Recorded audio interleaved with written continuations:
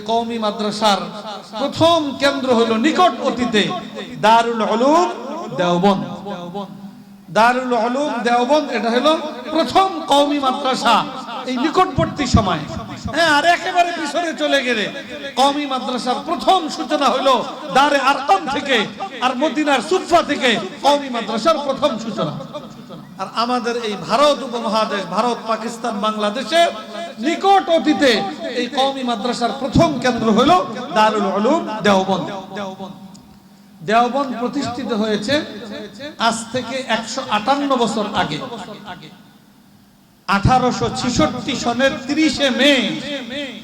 আজকে তো 31 মে, গতকালকে 30 মে গেছে। দারুল উলুম দেওবন্দের প্রতিষ্ঠার সেই দিন গতকালকে আমরা অতিক্রম করে আজকে 31 মে উপনীত হয়েছি। 158 বছর উপনীত হয়েছে, আলহামদুলিল্লাহ।